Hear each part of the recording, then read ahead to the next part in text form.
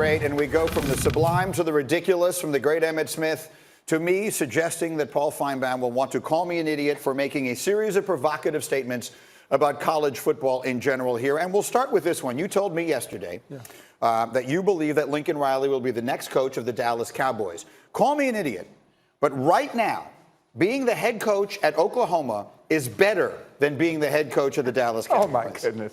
You're an idiot. Oklahoma is a good job, and he's made it even a better job. Bob Stoops helped, by the way. But being the head coach in Norman, Oklahoma, at a good school, but not even one of the top 3 or 4 schools in college football, versus the Dallas Cowboys, the most valuable franchise in sports, with the possible exception of the Yankees.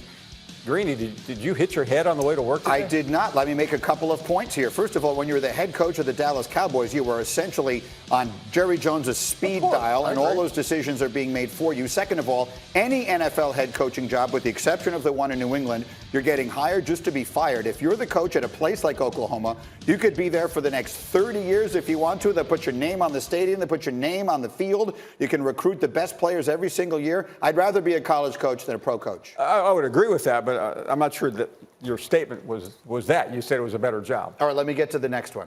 And I say this only because I want to hear my name on your radio show this afternoon. You will. Okay? So the Big 12, the Big 10, and the Pac-12 this week were 30-3 against unranked opponents. The SEC was 7-4. So call me an idiot. But it's very tough this morning to say the SEC is the best football conference in America. I mean, I don't even know where I had to go beyond calling you an idiot, but I'm going to look at my thesaurus and see if I can come up with a more interesting word. I agree. The SEC had a miserable weekend in the middle and at the bottom, but the top still looks pretty good. Alabama, LSU, Georgia. Nothing has changed there, Greeny. I always hate to use the word being a prisoner of the moment. It's cliche, but come on. I mean, you're in solitary confinement after that statement. I consider myself not a prisoner of the moment, a professional overreactor. Oh. I can only react to what I have seen. I just saw Tennessee lose to Georgia State. I saw it, Paul. I was watching, and I saw that happen. Oh, yeah, of course it happened, and thanks for rubbing it into a proud alum. It was the most embarrassing moment, I think, in Tennessee football history. They lost to a 2-win team, and what's more interesting, they were outplayed. They were outmuscled, but that has nothing to do with the overall. The SEC has 14 schools in it, and the top of the league is still pretty stout. Again, I just wanted to hear my name on Paul's radio show today. And then finally, for my last one, I got a pinch hitter.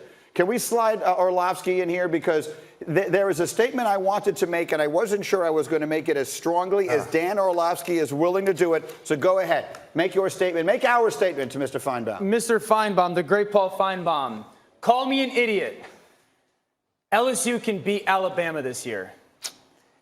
You're a half idiot. All right, we can go with that. And you're half right. Yeah, listen, I think LSU is really good, and I think they'll probably go into Austin and win. But I'm still not sure they with all this Joe Brady passing coordinator from the Saints coming on. I mean, come on, Greeny, you could be the passing coordinator. Let me make a rebuttal here. Go ahead. Last time LSU won a national championship, they averaged 38 points a game and over 400 yards.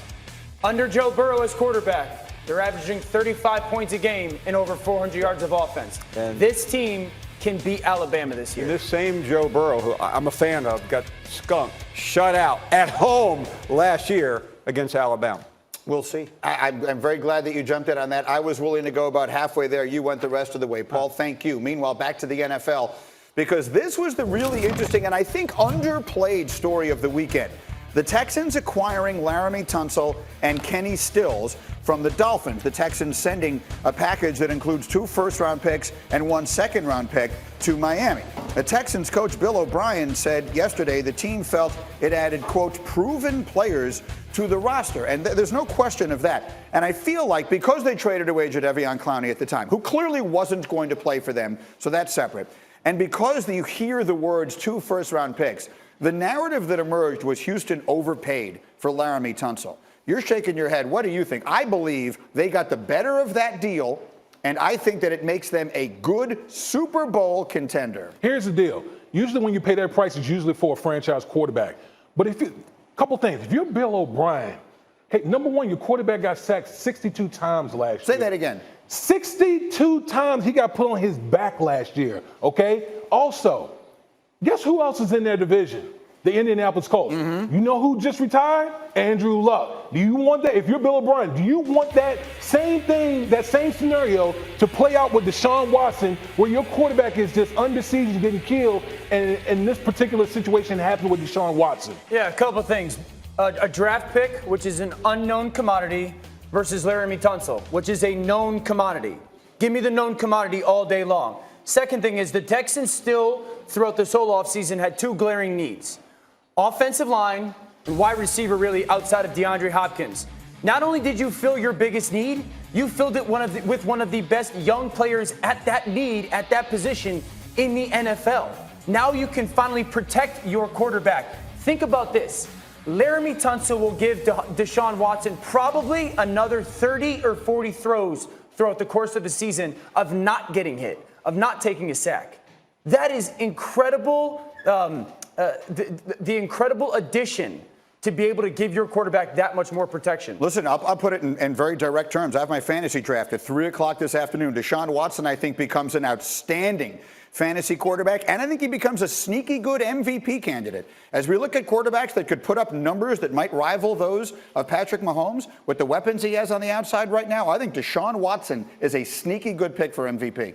I drafted him in my fantasy draft. There we go. Now we're talking. And you know what? These general managers, they fall in love with these draft picks as though they're gold. They overvalue them. I love this deal, and I think it makes the Texans clearly the team to beat, at least in the division. All right, baseball, pennant race, final month of the season. Let's run the bases through the National League wild card. Astros and Brewers in Milwaukee. That's Christian Yelich, and that is his 43rd home run of the year. That tied things up in the bottom of the ninth. George Springer would put Houston back in front with a solo shot in the top of the 10th, and that one would stand up. Astros, a 3-2 win. They've won 12 of their last 15 games. Meanwhile, after a tough loss in Philly Sunday night, the Mets bounced back in D.C. with a 7-3 win over the Nats that they needed.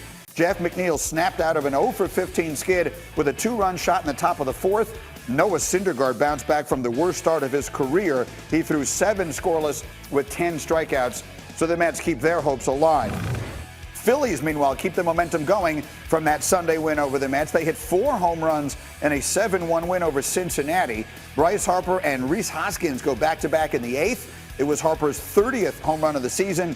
It was Hoskins' second long ball of the afternoon. So where does all of this leave us as of this morning? Even with the loss, the Nationals still have a 3.5 game lead on the Cubs for the first spot in the wild card. And even though FanGraphs say the Phillies only have a 5% chance to make the playoffs, they are just 2.5 games back of the Cubs. As we continue, Trevor Lawrence and Clemson, huge favorites to beat A&M this weekend, but that did not stop one Aggie from making a guarantee. Like it or not, we'll talk about it as we continue. Get up on ESPN.